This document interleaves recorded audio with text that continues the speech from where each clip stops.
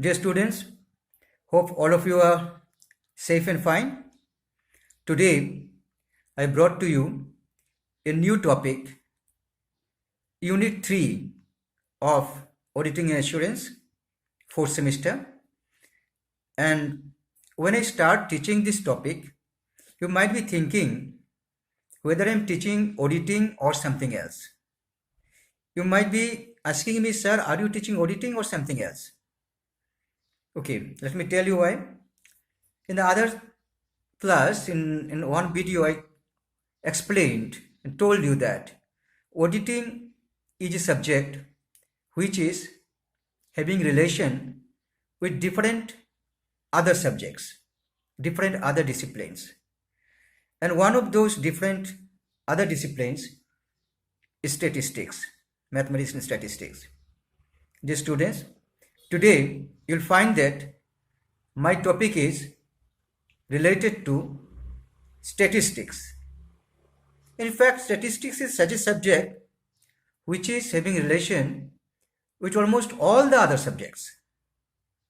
And auditing is not an exception. There too. Today, my topic is, you see here, audit sampling. Audit sampling. So at the very outset, I want to tell you what is sample.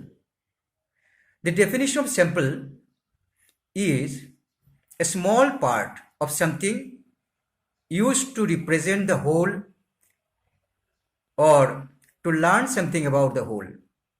Whole means total. The total is known as population and a part of it is sample. Suppose you have got a cake. Now, whether the cake is sweet or whether the cake is tasting something else, you want to test.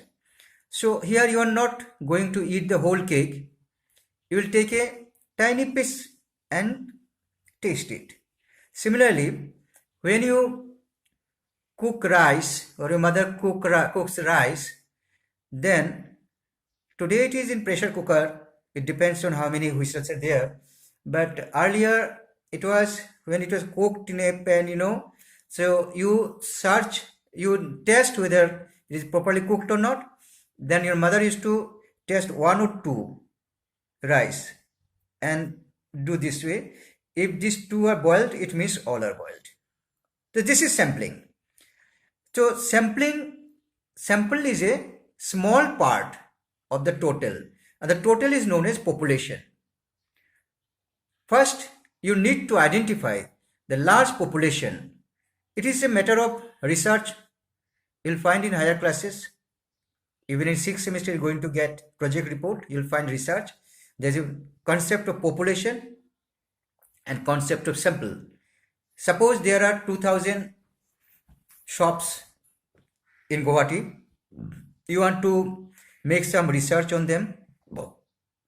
I shall not go to 2000 shops. You should go for say 200. So that way you take a sample and study them. So when you take a sample and study on the sample, you claim that the result of the study on sample will be applicable to the total population. So this is sample. And if you say sampling, what is sampling? From sample it is sampling. Sampling is a process used in statistical analysis in which a predetermined number of observations are taken from a larger population. So sampling is the process of taking the sample. The methodology used to sample from a larger population depends on the type of analysis being performed. It may include random sampling, systematic sampling, different types of sampling. So why I'm studying, we are studying this sample here in auditing. In auditing, sometimes we do not check all the transactions. Suppose thousands of transactions are there. You are checking only few and making some conclusion on that. And you claim that this conclusion, this result will be applicable on the total, all the transactions. So now the question is, what is audit sampling? I have explained you what is sample. I have explained what is sampling. Now we are straightway going to the topic audit sampling. Audit sampling. Audit sampling is the use of an audit procedure on a selection of items within an account balance or class of transactions. You know what is auditing. You know, it's the examination of books of account, examination of transactions, examination of journal, ledger, all these things. So many transactions are there in the organization which you are auditing. So if you check each and every item, it will take a lot of time and that may not be possible for you.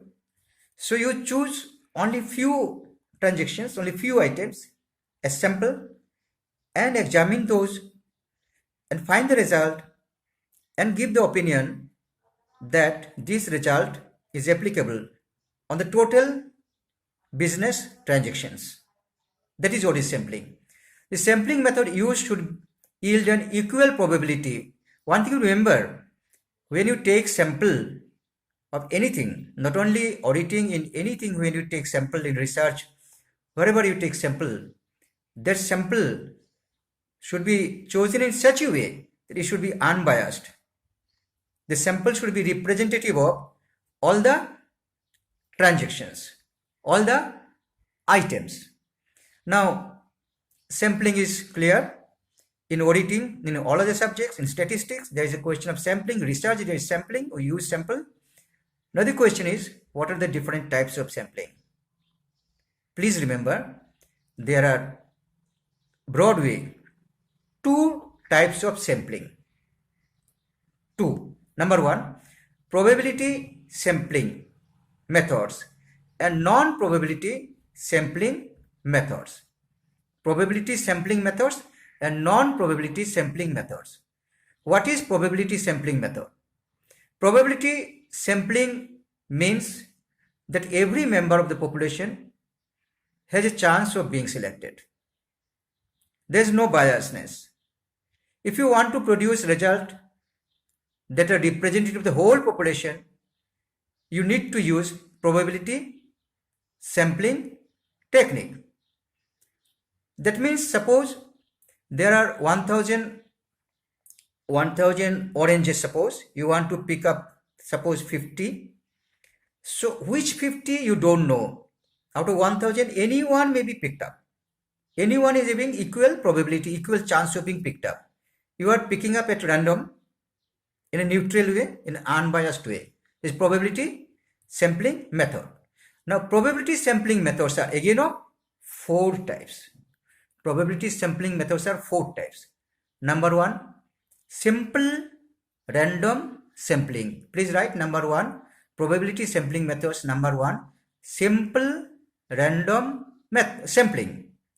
Number two, systematic random sampling. Systematic random sampling. Number three, strategic sampling, stratified sampling, Number three, stratified sampling. STRATIFIED, stratified sampling. And number four is cluster sampling. Cluster sampling. Now, let us understand what is non-probability sampling methods. In a non-probability sampling method, individuals are selected based on non-random criteria, and not every individual has a equal chance of being included. Here there is some biasness is there. All the members of the group are not having equal chance of being selected. You are choosing only those which you need. Non-probability sample method. This types of sample is easier and cheaper to access, but you can't use it to make valid statistical inferences about the whole population. Suppose there are 1000 oranges, you have to pick up 100. So any of the 1000 item, any of the orange is not getting equal chance of being picked up. You can pick up according to your biasness, your convenience, or your choice. So each and every item is not getting proper chance of being picked up. Non-probability sampling techniques are often appropriate for exploratory and qualitative research. In these types of research, The aim is not to test a hypothesis about a broad population, but to develop an initial understanding of a small or under-researched population. So here, when you explore something, exploratory research is known as exploratory research, then you don't go for probability sampling method, you go non-probability sampling method, and you shall choose that item as sample which you find convenient and which you find will be helping you to make the research. It's especially used in exploratory or qualitative research. Now let us see what are the different types of non-probability sampling methods. Different types of non-probability sampling methods. There are 4 non-probability sampling methods. Number 1, convenience sampling. Number 1, you write convenience sampling. We are doing non-probability sampling methods. Number 1 is convenient sampling. Convenience, C-O-N-V-E-N-I-E-N-C-E. Convenience sampling. Okay. Number 2, voluntary response sampling. Voluntary response sampling. Okay. Number 3, purposive sampling. Purposive sampling. And number 4, snowball sampling. S-N-O-W, snow, B-A-L-L, ball. Snowball sampling. So these are the 4 non-probability sampling methods. So in this video, we have discussed what is sample. Then we have discussed what is sampling. We have discussed the difference between population and sample. Population is the total and sample is out of the total how much you pick up for your study or checking in auditing. We have discussed what is audit sampling. Sampling used in auditing. I've told you what are the types of sampling. This types of sampling applicable in research. You will be doing project in 6th semester or anything MPhil PhD, whatever research you do in future, you should be using these types of sampling. The knowledge you are taking now will be used in future. So sampling is broadly of 2 types, probability sampling methods and non-probability sampling methods. I explained what is probability sampling method, what is non-probability sampling method. I told you there are 4 types of probability sampling methods and there are 4 types of non-probability sampling methods. Now in the next video, I'll explain what are these 4 types of probability sampling methods and what are the 4 types of non-probability sampling methods. So these things I have discussed here, sampling, any listener will think that I'm teaching something of statistics. But yes, it is a matter of statistics, but it is used equally in auditing.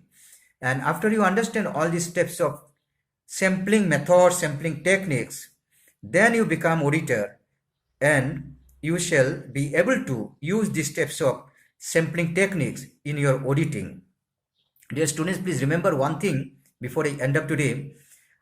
You might be thinking that accounting is practical, auditing is theory. So accountancy practice more, auditing you shall see at the last month or at the later on. Please don't commit that mistake. Auditing is the most practical subject. You have to understand. It is a practical subject. And one more thing, after you become chartered accountant, suppose you become chartered accountant or become anything and you go for in future chartered accountant, what the thing they do exactly? Mostly chartered accountants do auditing, isn't it? This is theory now you're thinking, but it's practical subject. The practical you should be doing auditing. You have to have accounting knowledge and on knowledge, okay. But auditing is the most important practical subject that you have to study properly, understand properly. Each and every concept should be clear to you. Okay, each and every concept should be clear to you. Try to make concepts clear.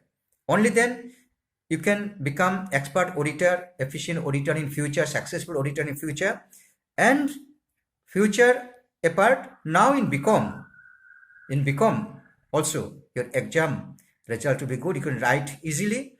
You can write nicely in exam because if concepts are clear, then there is no problem.